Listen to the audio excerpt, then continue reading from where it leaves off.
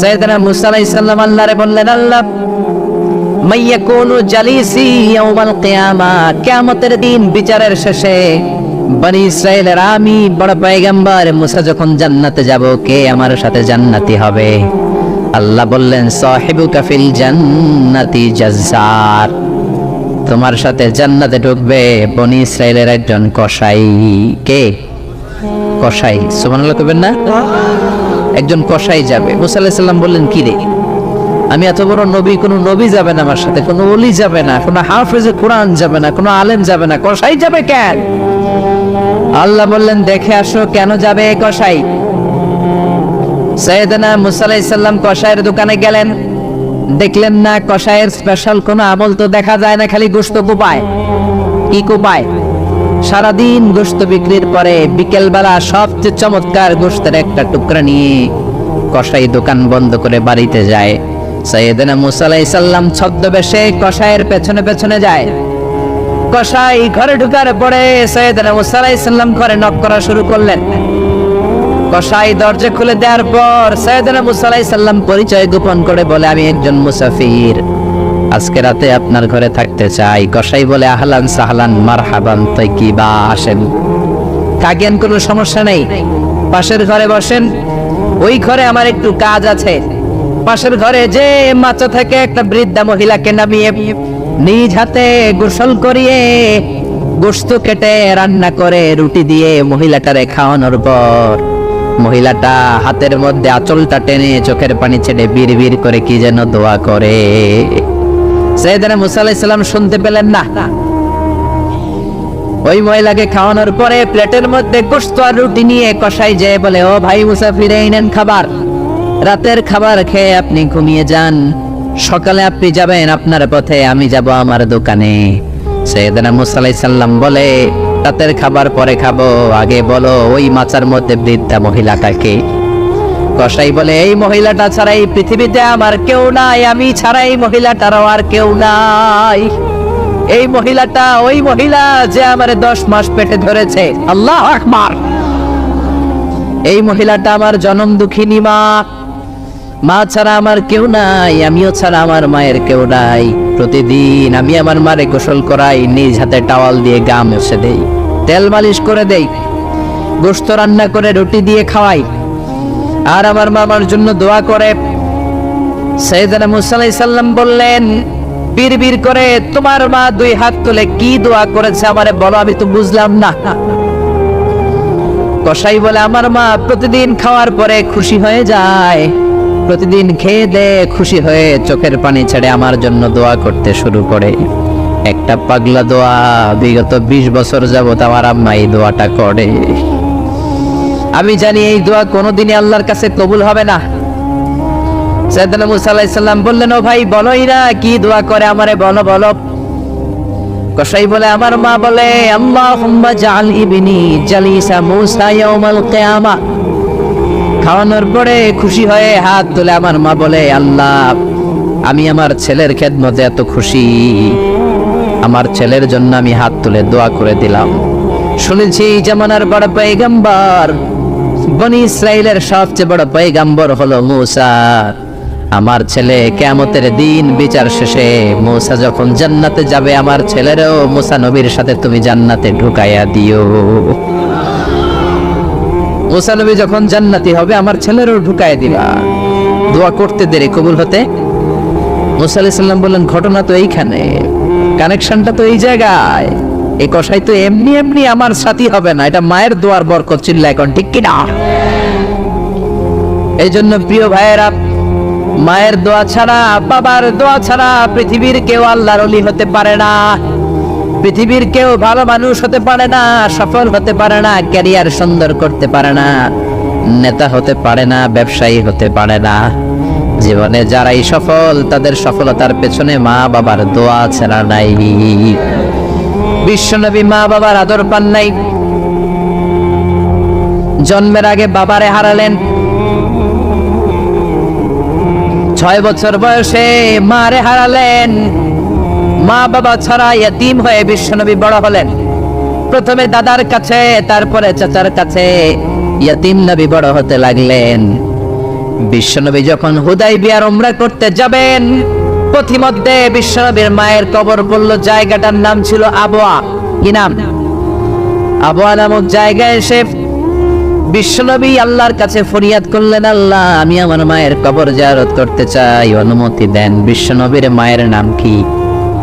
তোরা দেখে যা আমিনা মায়ের কোলে, মধু পূর্ণিমারি শ্বেতা চাঁদ দোলে, যেন উষার কোলে রাঙা রবি দোলে। তোরা দেখে যা আমিনা মায়ের কোলে, কুল মখলুকে আজি ধ্বনি ওঠে কে লই, কালেমা শাহাদাতের বাণী ঠোঁটে কে লই, পড়ে দুরুদ ফেরেশতা বেহেশতের দুয়ার খোলে। তোরা দেখে যা আমিনা মায়ের কোলে, তোরা দেখে যা আমিনা মায়ের কোলে। চিল্লায় পড়েন আল্লাহু আকবার। বিশ্বনবী মায়ের কবরের সামনে যখন দাঁড়ালেন, 1400 সাহাবাকে নিয়ে প্রত্যেকের গায়ে একটা ইজার, একটা রিদা উমরা করবেন। বিশ্বনবী 1400 সাহাবীদের দিকে তাকিয়ে বললেন, ও সাহাবারা, এই যে সামনে পাহাড়ের ছোট্ট টিলাটা দেখতে পাও, এইখানে আমার মা আমেনার কবর। আল্লাহ আমাকে আমার মায়ের কবর জিয়ারতের অনুমতি দিয়েছে, আমি জিয়ারত করব। কিন্তু খবরদার, খবরদার, তোমরা কেউ কান্নাকাটি করতে পারবা না। 1400 সাহাবীকে কান্না করতে নিষেধ করে নিজের মায়ের কবরের সামনে দাঁড়িয়ে বিশ্বনবী ছোট্ট বাচ্চার মতো হাউমাউ করে কান্না শুরু করে দিলেন। বিশ্বনবীর চোখের পানি দেখে 1400 সাহাবা কান্না শুরু করে দিল। বিশ্বনবী সাহাবীদের দিকে মুখ ফিরিয়ে বলে, ও সাহাবারা, কাঁদো কেন? তোমাদেরকে না বললাম তোমরা কেঁদো না? সাহাবারা বলল, নবী, আপনাকে আমরা আমাদের কলিজার চাইতে বেশি ভালোবাসি। আপনারে যখন আমরা কান্না করতে দেখি, আমাদের দুটি চোখ আমরা আর শুকনা রাখতে পারি না। আপনি কাঁদেন তাই আমরাও কাঁদি। বিশ্বনবী বললেন, আদ্রাকাতনি রাহমাতুহা ফাবাকাইতু। আমার মা আমেনা যে আমারে ছোটবেলা আদর করেছে, সোহাগ দিয়েছে, ভালোবেসেছে, ওই আদরের কথা আমার মনে পড়েছে। আমার মা আমেনা আমারে জাইতুনের তেল মালিশ করে দিত, আমার মা আমেনা আমারে জামা পরিয়ে দিত, আমার মা আমেনা তার দুটি ঠোঁট দিয়ে এমন কোন জায়গা নাই আমার দেহে চুমু দেয় নাই। আমার মায়ের কথা আমার মনে পড়েছে, তাই আমি কেঁদেছি, তোমরা কাঁদো কেন? বিশ্বনবী নিজেও মায়ের কবরের সামনে দাঁড়িয়ে নিজেও ধৈর্য ধারণ করতে পারে নাই। এজন্য মায়ের দোয়া নেয়ার দরকার আছে। দাদাই কানা ইয়াকসিমু লাহমান ফিল জিআররানা। জিআররানা নামক জায়গার মধ্যে বিশ্বনবী কুরবানির গোশত বিতরণ করছিলেন। বিশাল লাইন, কুরবানির গোশত মাঝে মাঝে বিতরণ হয় না, লাইন ধরে লোকজন নেয় না, বিশাল বড় লাইন। এই বিশাল লম্বা লাইনে হাজার হাজার মানুষ। এই লাইনের মধ্য থেকে একজন বৃদ্ধা মহিলাকে বিশ্বনবী আলাদা করে নিলেন, নিয়ে বিশ্বনবী গায়ের চাদরটা বিছিয়ে বসতে দিলেন, বড় একটা গোশতের প্যাকেট দিলেন। মহিলাটাও বিশ্বনবীর মাথায় হাত বুলিয়ে দোয়া করে দিল। চিল্লায় পড়েন সুবহানাল্লাহ। সাহাবা বললেন, নবী, হাজার হাজার মানুষ গোশত নেওয়ার জন্য লাইন ধরেছে, কাউরে আপনি লাইন থেকে আলাদা করে নেন নাই, নিজের চাদরের উপর জীবনে কাউরে বসতে দিতে দেখি নাই। কে এই মহিলা? বিশ্বনবী বললেন, জন্মের আগে আমি বাবা হারিয়েছি, মাত্র 6 বছর বয়সে আমার মা আমেনাকেও হারিয়েছি, মায়ের দুধ আমি খেতে পারি নাই। যেই মহিলাটাকে চাদরের উপর বসতে দিলাম, এটা হলো এই বনি সাদ গোত্রের হালিমা, যার বুকের দুধ খেয়ে আমি বড় হয়েছি। হালিমাতু সাদিয়া, যার বুকের দুধ খেয়ে আজকের এই তরতাজা নবী আমি মুহাম্মদ। এজন্য মারে পায় নাই, দুধ মারে সম্মান করেছে, দুধ মার কাছ থেকে দোয়া নিয়েছে বিশ্বনবী। চিল্লায় বলেন ঠিক কি না? এজন্য যুবক ভাইয়েরা যারা আছো, খবরদার, মা বাবার সাথে বেয়াদবি করা যাবে না। আল্লাহ বললেন, আমার 2টা ফয়সালা, 1 নাম্বার ফয়সালা ইবাদত হবে একজনের, তিনি কে? 2 নাম্বার ফয়সালা, ভালো আচরণ করতে হবে মা বাবার সাথে। আল্লাহর ইবাদত করা যেমনি ফরজ, মা বাবার সাথে ভালো আচরণ করাও ফরজ। ঠিক কি না? নাকি মা বাবার সাথে ভালো আচরণ করা, ইহসান করা নফল? হ্যাঁ, মা বাবার সাথে ভালো আচরণ করা মনে হয় অপশনাল না? এটা কি অপশনাল না কম্পালসারি? এটা কম্পালসারি, খবরদার। যদি কোনো বেয়াদবি হয়ে থাকে আজকেই মাহফিলের পরে মা বাবার পা ধরে মাফ চাবো, রাজি আছি আমরা? এজন্য খবরদার, মাতা পিতার সাথে ইহসান করতে হবে। ইসলাম হচ্ছে ইটস এ ব্যালেন্সড রিলিজিয়ন, ভারসাম্যপূর্ণ জীবন ব্যবস্থা। সব দায় দায়িত্ব আল্লাহ আবার শুধু ছেলে মেয়েদেরকে দেয় নাই, মা বাবার কিছু দায় দায়িত্ব আছে না নাই? জোরে বলেন। রব্বুল আলামিন মা বাবাকেও দায় দায়িত্ব দিয়েছে। ইসলাম বলে যারা মা বাবা হয়েছো, দাম্পত্য জীবন গড়েছো, ছেলে আল্লাহ দেয়, মেয়ে দেয়, যেটাই দেয় আল্লাহর শুকরিয়া আদায় করার দরকার আছে রাড়াই। মা বাবার প্রথম দায়িত্ব, ছেলে হোক মেয়ে হোক, শুকরিয়া করবে কার? কারণ ছেলে দেয় কে, মেয়ে দেয় কে? ছেলে মেয়ে দুইটাই দেয় কে? আবার কাউকে আল্লাহ নিঃসন্তান বানিয়ে রাখে, মানে ছেলেও দেয় না মেয়েও দেয় না, তিনি কে? জোরে বলেন। রব্বুল আলামিন বলেন ইয়াহাবু লিমান ইয়াশাউ ইনাসা ওয়া ইয়াহাবু লিমান ইয়াশাউ যুকুর। আমি যারে চাই ছেলে দেই, আমি যারে চাই তারে মেয়ে দেই, যারে চাই ছেলে মেয়ে দুইটাই দেই, আবার যারে চাই ছেলেও দেই না মেয়েও দেই না, এমন লোক সমাজে আছে না নাই? তাহলে বাবা মার প্রথম দায়িত্ব, ছেলে হোক মেয়ে হোক আপনাদের খুশি হইতে হবে। কিছু লোক আছে ছেলে হইলে গ্রামের সবাই মিষ্টি খাওয়ায়, মেয়ে হইলে মেয়ে যে হয়েছে এটা শোনায়ও না, আছে না নাই? বিশ্বনবী বলেন এগুলো এমন লোক যাদের মধ্যে জাহেলিয়াত আছে। কারণ খায়রুকুম মান বুকিরা বিল উনসা, যেই ঘরের প্রথম সন্তানটা মেয়ে, ওই ঘরটারে বরকত দিয়ে ভরে দেয় কে? জোরে বলেন। এক নাম্বার দায়িত্ব, আপনি খুশি হবেন, শুকরিয়া করবেন। দুই নাম্বার দায়িত্ব, ছেলে হোক কিংবা মেয়ে হোক, হওয়ার সাথে সাথে কানের সামনে যে আজান দিবেন, কি দিবেন? আল্লাহু আকবার, আল্লাহু আকবার, আল্লাহু আকবার,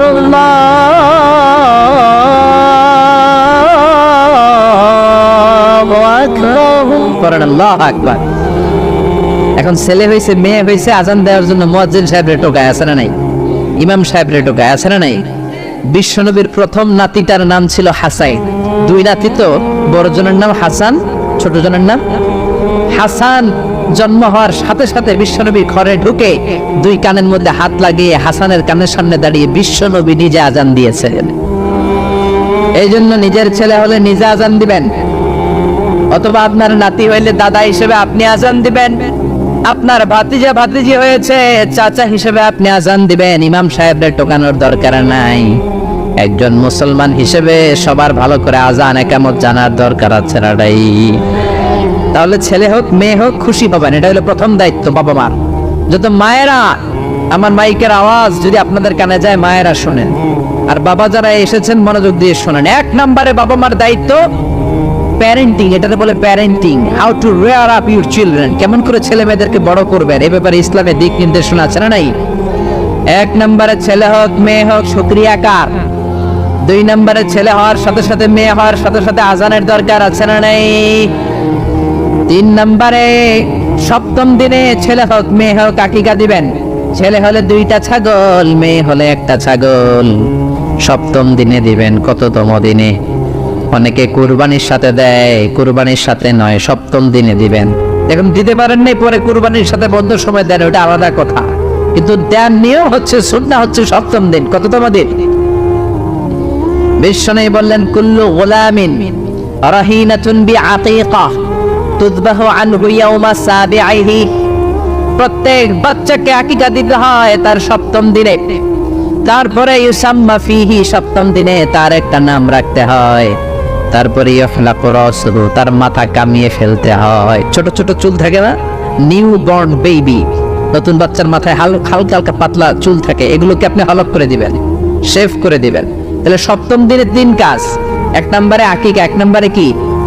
সবাই বলেন। এক নম্বরে, 2 নম্বরের নাম রাখা, 2 নম্বরে কি? কি নাম রাখবেন? Brush fire.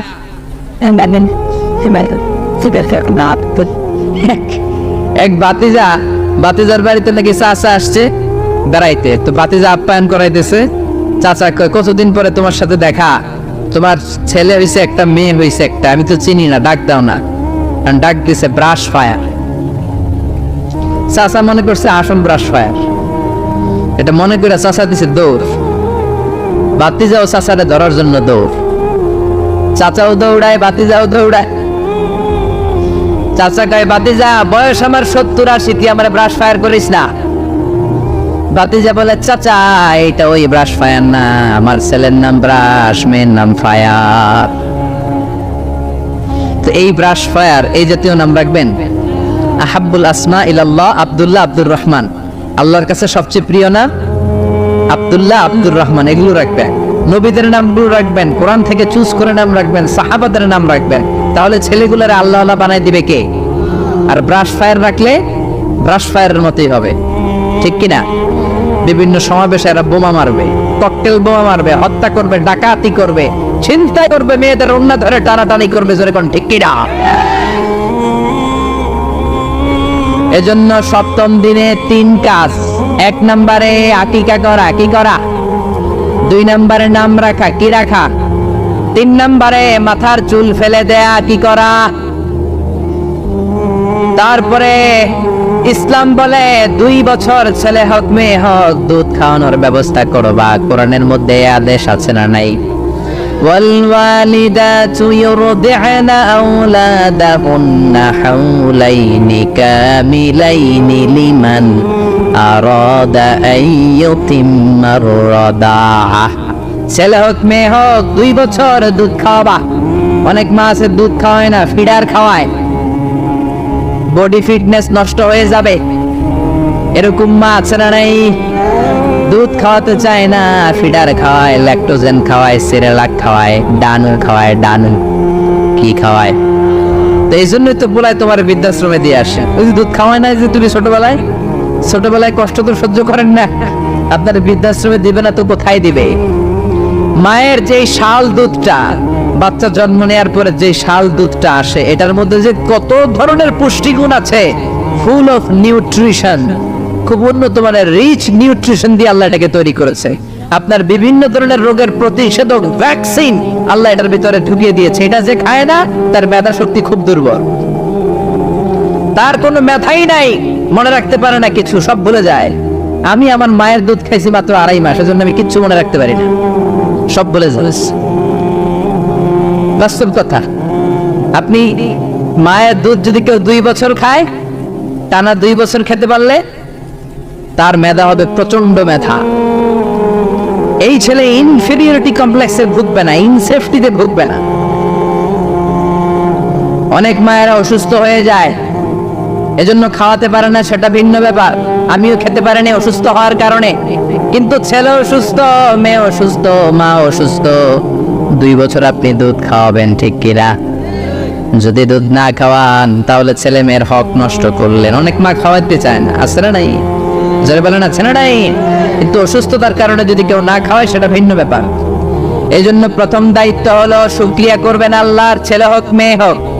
এরপরে জন্ম নিলে আজান দিবেন, জন্মের 7ম দিনে আকিকা দিবেন, সুন্দর একটা নাম রাখবেন, মাথার চুল ফেলে দিবেন, তারপর 2 বছর দুধ খাওয়াবেন। এরপর ছেলে যখন আব্বু আব্বু বলে, আম্মু আম্মু বলে, হাঁটতে শিখে একটু বড় হয়েছে, সবার আগে ছেলেরে শিখাবেন কোরআন। কি শিখাবেন? সবার আগে কোরআন, পরে অন্য জ্ঞান। Teach your children the Holi Quran, the Holi Quran will teach your children everything. আপনি আপনার ছেলেরে কোরআন শিখান, কোরআন আপনার ছেলেরে গোটা বিশ্বটা শিখাই দিবে। সুবহানাল্লাহ কইতে মন চায় না? এজন্য একটু বড় হলেই ছেলে মেয়েরে কি শিখাবেন? আপনি ছেলে মেয়েরে সব কিছু শিখাইলেন, কোরআনটাই শিখান নাই, তার মানে আপনি কিছুই শিখান নাই, ঠিক কি না? এরপরে ছেলে মেয়েদেরকে সময় দিবেন, তাদেরকে নিয়ে ঘুরতে যাবেন, ভালোবাসবেন। বিশ্বনবী হাসান আর হুসাইনকে আদর করতে লাগলেন। হাসানকে কোলে নেয়, হুসাইন ওঠে, আবার হুসাইনকে নিলে হাসান নামে। বিশ্বনবীর সামনে দাঁড়িয়ে রইল আকরা ইবনে হাবিস আত-তামিমি নামে সাহাবী।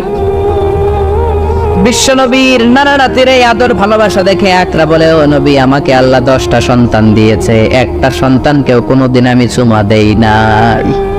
বিশ্বনবী বললেন, বলো কি? মানলা ইয়ারহাম লা ইউরহাম। যে কারোর উপর দয়া দেখায় না, আল্লাহও তার উপর দয়া দেখায় না। যে কাউরে ভালোবাসে না, আল্লাহও তারে ভালোবাসে না। যে ছোটদের আদর করে না, সে আল্লাহর দয়া পায় না। চিল্লা এখন ঠিক কি না? এজন্য ছেলে মেয়েদেরকে সময় দিবেন, আধুনিক কিছু ফ্যামিলিতে যে সমস্যা, বাবা মা দুইজন চাকরি করে, বাবাও সকালে বের হয়ে যায়, মাও বের হয়ে যায়। যখন বের হয় তখন ছেলে মেয়ে ঘুমায়, আবার রাতে যখন ফিরে তখনও ঘুমায়।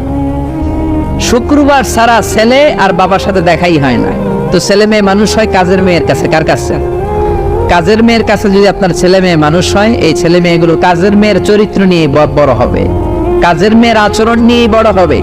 আপনার আচরণ, আপনার মধ্যে যে ভাব গাম্ভীর্য, ভদ্রতা, সুন্দর কথা বলার স্টাইল, এগুলো আপনার ছেলে মেয়েরা শিখবে না। চিৎকার করে বলেন ঠিক কি না?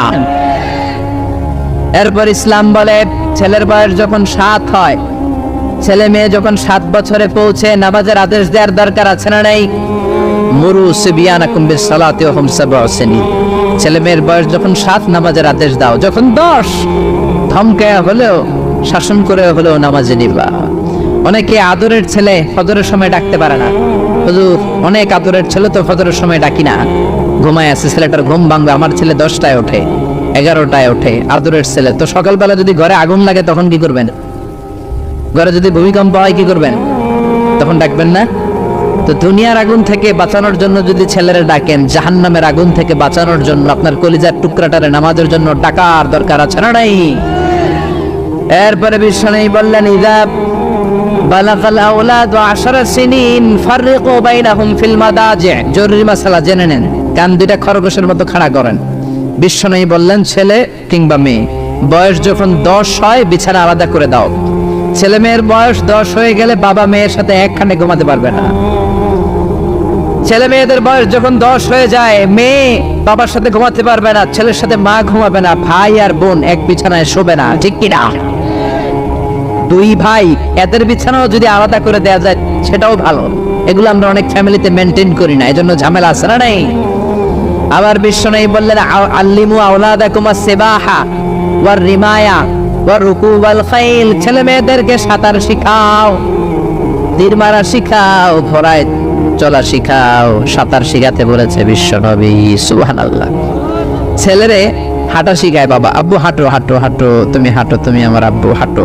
তো জমিনে হাঁটা শিখালেন, পোলা যদি পানিতে পড়ে তখন হাঁটাহাঁটি যাবে কই? পানিতে হাঁটা যায়? পানিতে কি করতে হয়? সাঁতার। তো এটা শিখাইতে হবে না?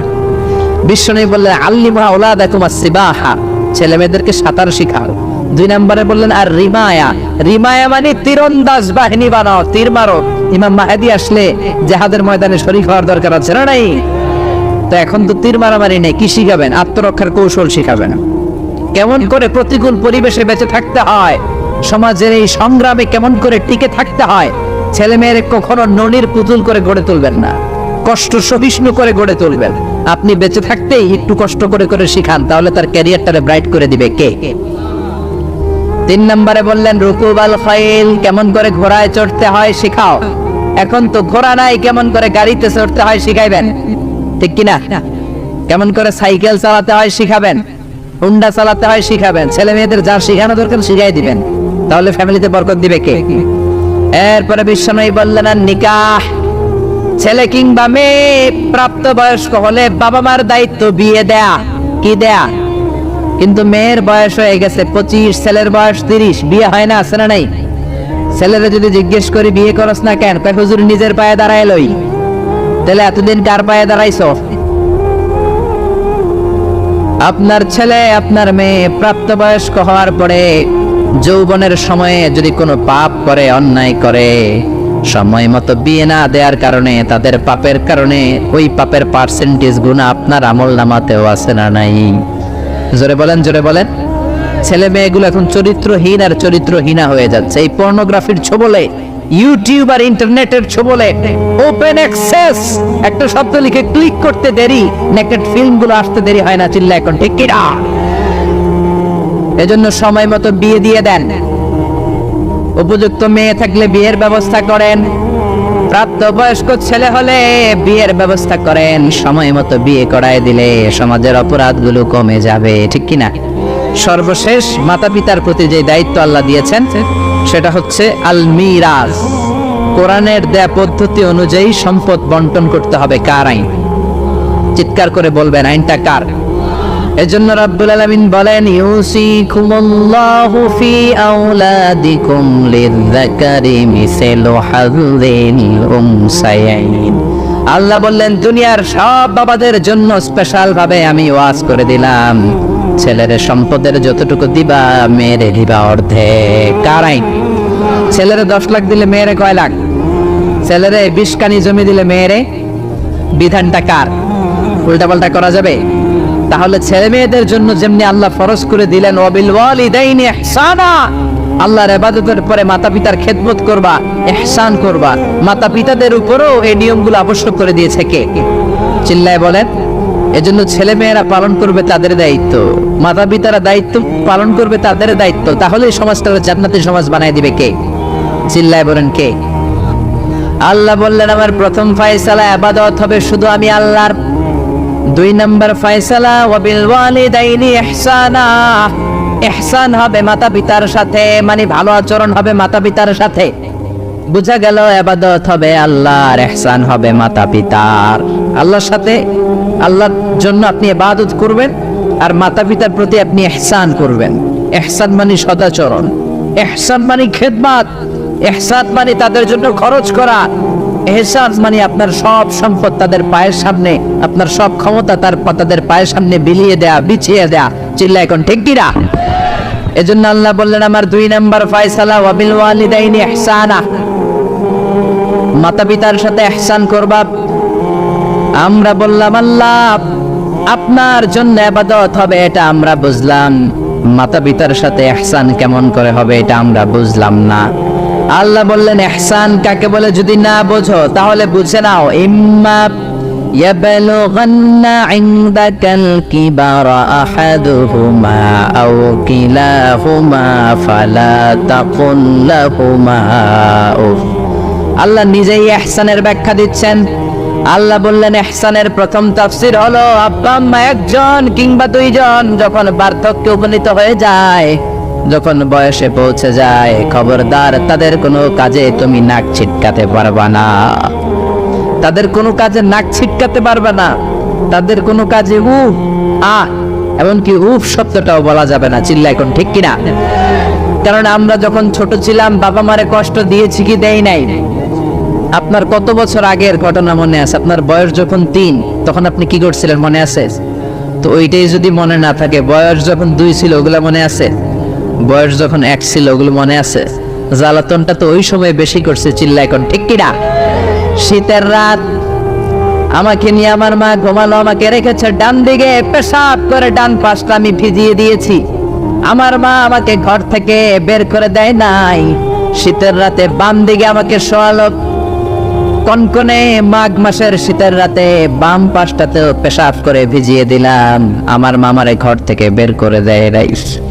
আমার মা তার বুকের মাঝখানে রেখে ঘুমাতে শুরু করেছে। মাঘ মাসের শীতের রাত 3টার দিকে পেশাব করে মায়ের বুকটাও আমি ভিজিয়ে দিয়েছি, জামাটাও ভিজিয়ে দিয়েছি। মা 3টার দিকে উঠে নতুন শাড়ি পরে, নতুন জামা পরে, আগের ভিজা পেশাব মাখানো জামাটাকে চেঞ্জ করে আবার আমাকে নিয়ে ঘুমিয়েছে। আমাকে ঘর থেকে বের করেছে নাকি? জোরে বলেন। এজন্য আল্লাহ বুঝাতে চাইলেন গোলাম, ছোট্ট বাবা যেমনি কষ্ট দিয়েছো মা বাবা রেগে যায় নাই, তোরে লাথি মেরে ঘর থেকে তাড়ায় দেয় নাই, তোরে এতিমখানায় দেয় নাই। মা বাবা বয়সে যখন উপনীত হয়ে যায়, বার্ধক্যে যখন পৌঁছে যায়, ওই মা বাবারে খবরদার বৃদ্ধাশ্রমে দিয়ে আসবি না। বৃদ্ধাশ্রম বাংলাদেশে আছে না নাই? ছেলে আমার মস্ত মানুষ, মস্ত অফিসার, মস্ত ফ্ল্যাটে যায় না দেখা এ পারে ও পার, নানান রকম জিনিস আর আসবাব দামি দামি, সবচেয়ে কম দামি ছিলাম একে মাত্র আমি। ছেলের আবার আমার প্রতি অগাধ সম্ভ্রম, আমার ঠিকানা তাই বৃদ্ধাশ্রম। ঠিক কি না? অনেক কপাল পোড়া আছে, ডাকাত আছে। মা বাবা বার্ধক্যে উপনীত হওয়ার পরে তাদের কর্মকাণ্ডে নাক ছিটকায়, ঘরে আর বাবা মারে রাখতে মনে চায় না, বৃদ্ধাশ্রমে রেখে আসে। এরকম ডাকাত আছে রাড়াই। বাবা মারে বৃদ্ধাশ্রমে দেয়া যাবে? চিল্লায় বলেন দেয়া যাবে? যে বেয়াদব গুলো, যে ডাকাত গুলো মার বাবারে পার্থক্যে উপনীত হলে, বয়স হয়ে গেলে বৃদ্ধাশ্রমে দিয়ে আসে। ওই বেয়াদবটা বুড়া হলে ওর কপালে বৃদ্ধাশ্রম জুটবে না। চিল্লা এখন ঠিক কিনা? ভাঙ্গা থালা হাতে নিয়ে তুই ভিক্ষা করে খাবি। চিল্লা এখন ঠিক কিনা? আল্লাহ বললেন আমার 2 নাম্বার ফয়সালা, ওয়াবিল ওয়ালিদাইনি ইহসানা, মাতা পিতার সাথে ইহসান করবা। ইহসানের প্রথম ব্যাখ্যা, ইম্মা ইয়াবলুগান্না ইনদাকাল কিবারা আহাদুহুমা আও কিলাহুমা ফালা তাকুল লাহুমা উফ। মা বাবার একজন কিংবা 2 জন যদি বার্ধক্যে উপনীত হয়ে যায়, খবরদার মা বাবারে বৃদ্ধাশ্রমে দিও না। মা বাবা পেশাব করে দিতে পারে, পায়খানা করে দিতে পারে। তোমাকে যেমনি পরিষ্কার করে আদর যত্ন করেছে, তুমিও পরিষ্কার করবা। মা বাবার খেদমত করবা, তোমার জীবনটারে উজালা করে দিবে কে? আল্লাহ বললেন ইহসানের 2 নাম্বার ব্যাখ্যা, ওয়ালা তানহারহুমা, মা বাবারে ধমক দিও না। অনেক বেয়াদব ছেলে মেয়ে আছে, মা বাবার সাথে ছিড়কে দিয়ে কথা বলে, ধমক দিয়ে কথা বলে। এলাকার লোকদের সাথে যখন কথা বলে, ভদ্র ভাষায় কথা বলে। ঘরে ঢুকলে মায়ের গালি দেয়, আছে না নাই? বাবারে ডাকে বুড়া, মারে ডাকে বুড়ি, আছে না নাই? তুমি কেমন করে মায়ের বুড়ি ডাকো, বাবারে বুড়া ডাকো? তোমার বাপ মা তো বুড়া হয়েছে তোমার কারণে। তোমারে মানুষ করতে যে তোমার মা বাবা তাদের জীবন যৌবন হারিয়েছে। তোমারে মানুষের মতো মানুষ করতে যে তারা তাদের জমি হারিয়েছে। তোমারে বিদেশ পাঠাতে যে তারা তাদের ভিটেমাটি হারা হয়েছে। যেই বাবা মা তোমার জন্য সব কিছু ছেড়েছে, খবরদার ফালা তানহারহুমা, ওই বাবা মারে ধমক দিবা না। কার কথা? চিল্লায় বলেন কার? এরপর আল্লাহ বললেন ওয়ালা তানহারহুমা ওয়া কুল লাহুমা কওলান কারীমা, তাদেরকে ধমক দিবা না, বরং তাদের সাথে ভালো আচরণ করবা, কোমল ভাষায় কথা বলবা। যত ভদ্রতা তুমি জানো, যত কার্টিসি তুমি জানো, যত সফটনেস তোমার জানা আছে, যত ভদ্রতা তুমি শিখেছো, সব ভদ্রতা তুমি ইউজ করবা তোমার মা বাবার সাথে। যত কোমল ভাষা তুমি জানো, যত শুদ্ধ কথা তুমি জানো, সব তোমার মা বাবার জন্য তুমি ইউজ করবা। চিল্লাই কোন ঠিক কিনা? এরপরে রাব্বুল আলামিন বললেন ওয়াখফিদ লাহুমা জানাহাদ যুল্লি মিনার রাহমাতি ওয়া কুর রাব্বিরহামহুমা কামা রাব্বায়ানি সাগীরা, তাদের জন্য রহমতের ডানা বিছিয়ে দাও। তোমার যত ক্ষমতা আছে মা বাবার পায়ের সামনে ঢেলে দাও, যত অর্থ আছে তাদেরকে তুমি বিলিয়ে দাও। আর বাবা মা একজন কিংবা 2 জন যদি দুনিয়া ছেড়ে বিদায় নেয়, তাদের কবরের সামনে দাঁড়িয়ে চোখের পানি ছেড়ে পড়তে আরম্ভ করে দাও, রব্বিরহামহুমা কামা রাব্বায়ানি সাগীরা ওয়া কুর রাব্বিরহামহুমা কামা রাব্বায়ানি সাগীরা। ও আল্লাহ, ছোট্টবেলা বাবা মা যেমনি আমার আদর দিয়ে সোহাগ দিয়ে কাছে টেনে নিয়েছে, কিয়ামতের দিন কবরের ভেতরে তুমিও আমার বাবা মার আদর করে কাছে টেনে নিও। পড়ে না আমিন? চিল্লায় পড়ে না আমিন? এজন্য ইবাদত হবে একজনের, তিনি কে? আর ইহসান হবে কার সাথে? এজন্য মা বাবার দোয়ার দরকার আছে না নাই? পৃথিবীর যত আল্লাহর ওলি আছে, যত পীর সাহেব আছে, সবাই এই পুরো কোরআন খতম করে যদি একটা গ্লাসের পানির মধ্যে ফু দেয়, আর আপনার আম্মা শুধু বিসমিল্লাহ বলে আরেকটা গ্লাসের পানির ভেতরে ফু দেয়, আল্লাহর কসম আপনার মায়ের দোয়াটা আগে কবুল হয়ে যাবে। এজন্য মা বাবার খেদমত করেন। আপনার বড় পীর সাহেব হলো আপনার বাবা, আপনার বড় পীর সাহেব হলো আপনার মা। দুনিয়ার সবাই দোয়া করলে ওই দোয়া মিস হয়ে যেতে পারে, মা বাবা দোয়া করলে মিস হবে নাকি? হবে? অনেক ডাকাইত আছে দেখবেন মাজারের উপরে মশারি দেয়, আছে না নাই? খুঁজে দেখবেন ওর বাপের মশাই কামড়ায়, ওর মায়ের মশাই কামড়ায়, আর ও বাবার দরবারে যে মাজারে মশারি দিয়ে আসছে, এরকম ডাকাইত আছে না নাই? এজন্য খবরদার, মা বাবার সাথে ইহসান করো। বিশ্বনবী মসজিদে নববীতে মিম্বারের 1 তলার মধ্যে পা রাখলেন, আওয়াজ করে বললেন আমিন। 3য় তলার ভেতরে পা রাখলেন, আওয়াজ করে বললেন আমিন। 3য় স্টেপে পা রেখে বিশ্বনবী পড়লেন আমিন। সাহাবারা বললেন নবী 3 বার আমিন বললেন, কেন বললেন বুঝলাম না। বিশ্বনবী বললেন প্রথম স্টেপে যখন পা রাখলাম, জিব্রাইল এসে বলল রমজান মাস পাওয়ার পরে রোজা রেখে ইবাদত করে যেই বান্দা গুনাহ মাফ করতে পারে নাই, তার উপরে আল্লাহর লানত। আমি বিশ্বনবী পড়লাম আমিন। 2য় স্টেপে পা রাখলাম, জিব্রাইল বলল, মাতা পিতা পাওয়ার পরে যারা মাতা পিতার খেদমত করে নিজের জীবনের গুনাহ ঝরাতে পারে নাই, জান্নাত কামাতে পারে নাই, তাদের উপর আল্লাহর লানত। আমি বিশ্বনবী বললাম আমিন। 3 নাম্বার স্টেপে বিশ্বনবী বললেন, আমার নাম শোনার পরে আমার যে উম্মত আমার উপর দরুদ পড়ল না, তাদের উপর আল্লাহর লানত। আমি বললাম আমিন। পড়েন সাল্লাল্লাহু আলাইহি ওয়াসাল্লাম, চিৎকার করে পড়েন সাল্লাল্লাহু। এজন্য মাতা পিতার খেদমতের দরকার আছে না নাই? গোটা বিশ্বটা একদিকে, মায়ের দোয়া আরেকদিকে। চিল্লায় বলেন ঠিক কিনা? আপনি বুলেট মারলে বুলেট মিস হতে পারে, ড্রোন হামলা করলে মিস হতে পারে, মায়ের দোয়া মিস হবে? জোরে বলেন মিস হবে? এক সাহাবী বলল, নবী আইয়ুল আমালে আফদাল, সবচেয়ে সেরা আমল কোনটা? বিশ্বনবী বললেন, সবচেয়ে সেরা আমল হলো সালাতু ফি ওয়াক্তিহা, সময় মতো নামাজ পড়া। 2 নম্বরে বললেন বিররুল ওয়ালিদাইন, মাতা পিতার খেদমত করা। 3 নম্বরে বললেন আল জিহাদু ফি সাবিলিল্লাহ, আল্লাহর রাস্তায় জিহাদ করা।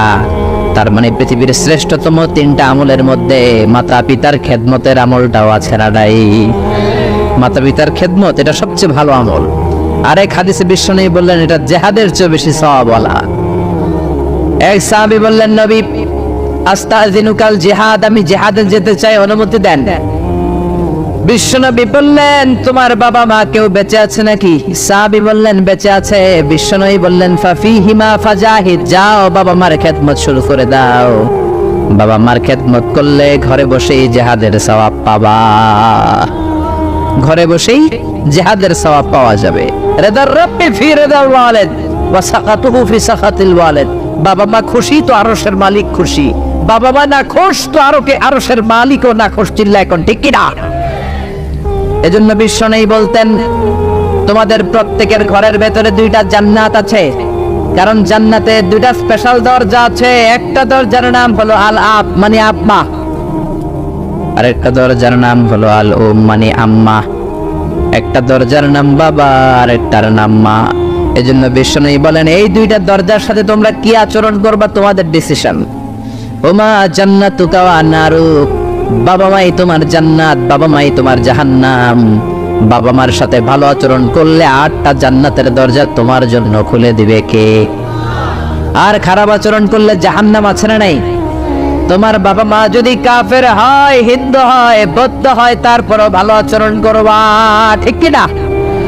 বাংলার জমিনে এরকম অনেক হিন্দু ফ্যামিলি আছে, হিন্দু ইয়াং ছেলে মুফাসসিরে কোরআনের তাফসীর শুনে হাতে হাত রেখে কালিমা পড়ে মুসলমান হয়ে গেছে, আছে না নাই? কিন্তু মা তো মুসলমান হয় নাই, বাবা তো মুসলমান হয় নাই, বাপ মা হিন্দুই রয়ে গেছে। তো বাপ মা হিন্দু, ছেলে মুসলমান, তুমি কি মা বাবার সাথে খারাপ আচরণ করতে পারবা? কথা বলেন। মা বাবা হিন্দু হোক, নাস্তিক হোক, বৌদ্ধ হোক আর খ্রিস্টান হোক, মা বাবার দোয়া নিতে হবে, আশীর্বাদ নিতে হবে। চিল্লা এখন ঠিক কিনা? বিশ্বনবী শালী নাম কি বলেন তো, কেউ জানেন বিশ্বনবী শালীর নাম কি? আসমা। মাশাআল্লাহ, আসমা বিনতে আবি বকর বিশ্বনবী শালী। উনি মুসলিমা, কিন্তু উনার মা ছিল মুশরিকা। বিশ্বনবীরে বললেন, নবী আমি মুসলিমা কিন্তু আমার মা মুশরিকা, কাফেরা, এখন আমি কি করব? আমার মায়ের সাথে কি ভালো আচরণ করব নাকি? বিশ্বনবী বললেন, খবরদার, মা মুশরিক হোক কাফের হোক, তারপরেও তোমার মা, ঠিক কি না? সিলিহা, দোয়া দাও, ভালো আচরণ করো, সম্পর্কটারে মিলায় রাখো, তোমার জান্নাতে ঢুকাই দিবে কে? 3 জিনিসের দিকে তাকালেই সওয়াব। 3টা জিনিসের দিকে তাকানোর সাথে সাথে আপনার আমলনামায় সওয়াব দিবে কে? 1 নাম্বার নাযার ইলাল কোরআন, কোরআনের দিকে যখন নজর করে তাকাবেন আপনার আমলনামায় সওয়াব দিবে কে? সুবহানাল্লাহ কইতে মনে চায় না? 2 নম্বরে কাবা, কাবার দিকে তাকালে সওয়াব দেয় কে? 3 নম্বরে নাযার ইলা ওয়াজহিল ওয়ালিদাইন, মাতা পিতার চেহারার দিকে নজর করে তাকালে সওয়াব দেয় কে? এজন্য বিশ্বনবী বললেন, সালাসু দাওয়াতিন মুস্তাজাবাত, 3 ব্যক্তির দোয়া কোনোদিন আল্লাহ ফিরায় না। 1 নম্বরে দাওয়াতুল মুসাফির, মুসাফিরের দোয়া। আপনি সফর করেন না মাঝে মাঝে, কক্সবাজার যাচ্ছেন, সিলেট যাচ্ছেন, এই যে গাড়ির মধ্যে বসে আছেন, ওই সময় আপনি দোয়া করবেন বেশি বেশি। এই সফর অবস্থায় দোয়া করলে ওই দোয়া কবুল করে কে?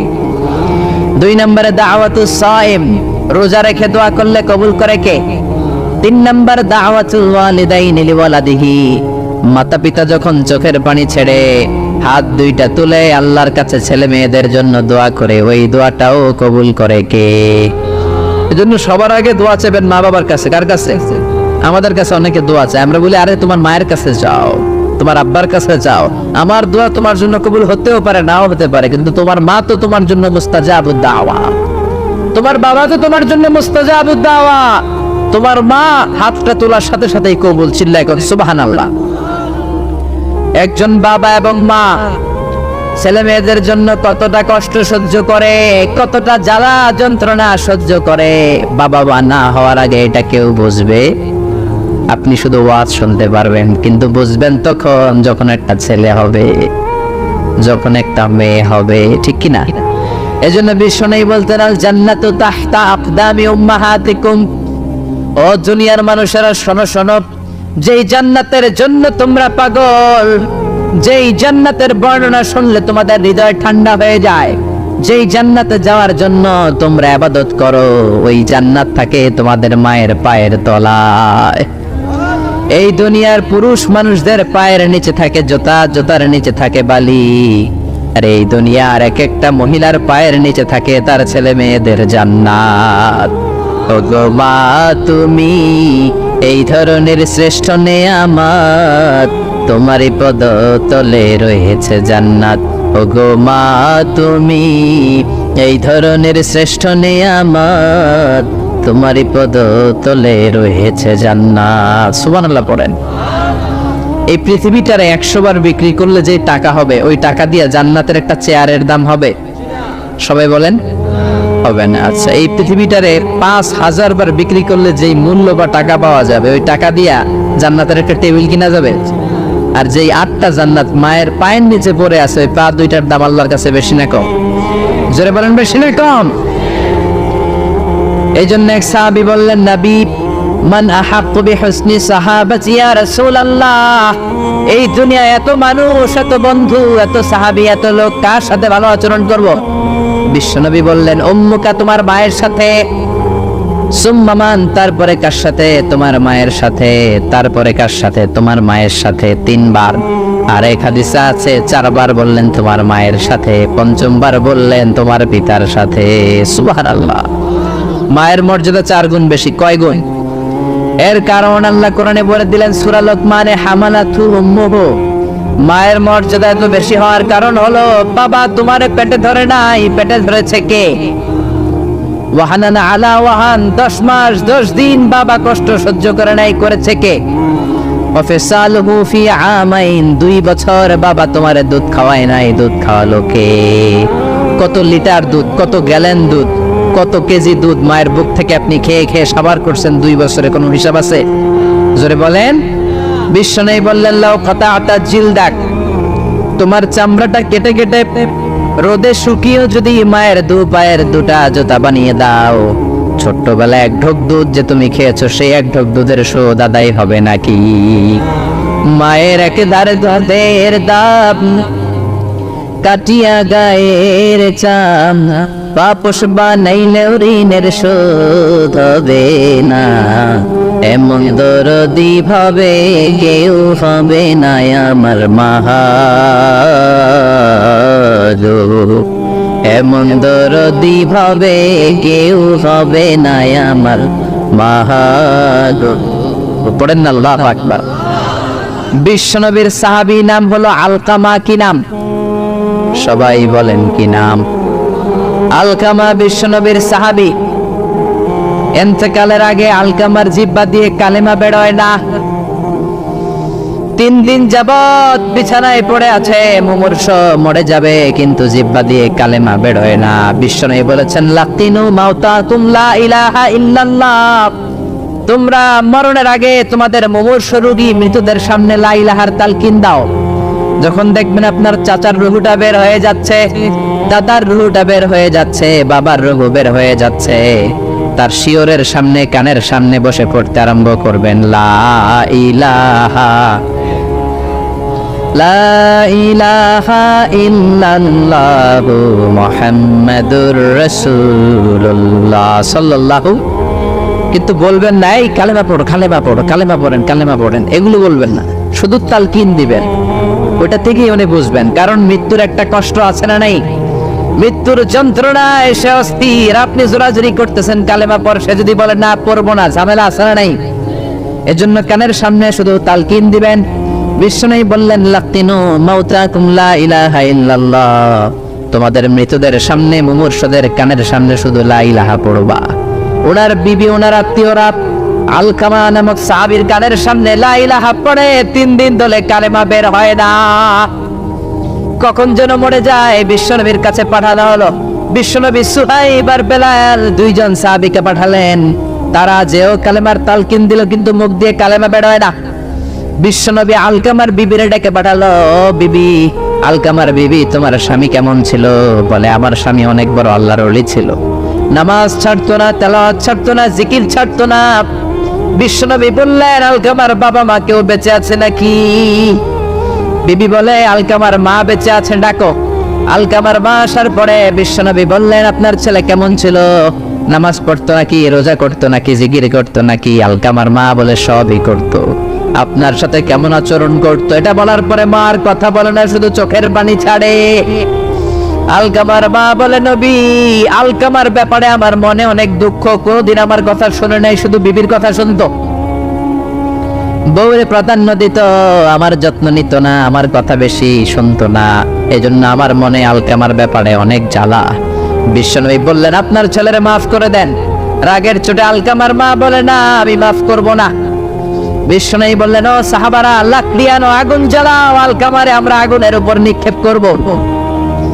আগুন জ্বালানো হলো, সব সাহাবারা আলকামাকে ধরে আগুনের মধ্যে ফেলবে। ইন দা মিন টাইম দুঃখিনী মা বিশ্বনবীর পায়ের সামনে এসে বলে, ও নবী, আমার কলিজার টুকরাটারে আগুনে ফেলবেন না। ও নবী, আমার মনে আর কোনো জ্বালা নাই, আমার মনে আর কোনো দুঃখ নাই। আলকামা তো আমার নার ছেড়া ধন। 10 মাস 10 দিন আমার পেটে ছিল, আমার দেহ থেকে নিউট্রিশন নিয়ে, খাদ্য পুষ্টি নিয়ে আলকামা বড় হয়েছে। বেয়াদবি করেছে, কি হয়েছে? আমি আলকামারে মাফ করে দিলাম গো নবী। আলকামার মা আলকামার শিয়রের সামনে দাঁড়িয়ে যখন মাফ করার ঘোষণা দিয়েছে, বিশ্বনবী সাক্ষী, সাহাবারা দাঁড়িয়ে আছে।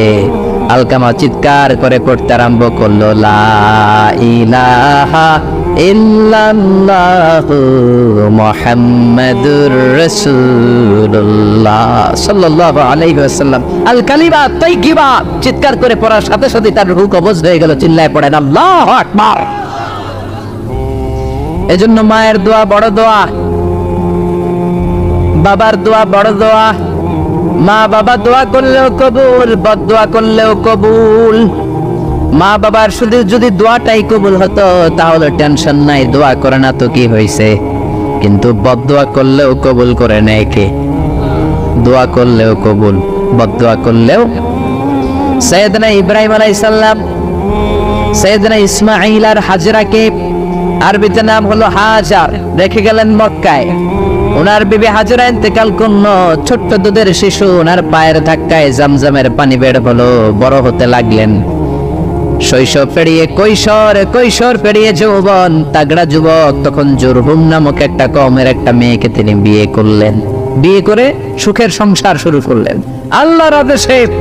অনেক পরে সাইয়েদনা ইব্রাহিম তার কলিজার টুকরা ইসমাইলের বাড়িতে বেড়াতে গেল। কার বাড়িতে? কে গেল বেড়াতে? সাইয়েদনা ইব্রাহিম বেড়াতে গেলেন। যাওয়ার পরে দেখে সাইয়েদনা ইসমাইল ঘরে নাই। দরজার বাইরে থেকে সালাম দিলেন, আসসালামু আলাইকুম। এটা কিন্তু প্রামাণ্য বর্ণনা দিচ্ছে আমি বুখারী থেকে, বুখারীর বর্ণনা, এটা গল্প না।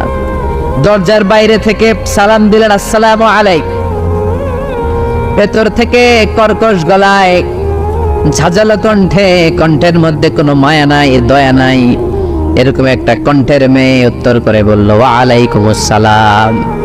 সাইয়েদনা ইব্রাহিম জিজ্ঞেস করলো, কাইফা হালুকি ইয়া উম্মি, ও মা তুমি কেমন আছো? মেয়ে কয়, বেশি ভালো না। সংসার কেমন চলে? সুবিধার না? খাওয়া দাওয়া ঠিক মতো হয়নি না? কিচ্ছু হয় না? আমনে কেডা?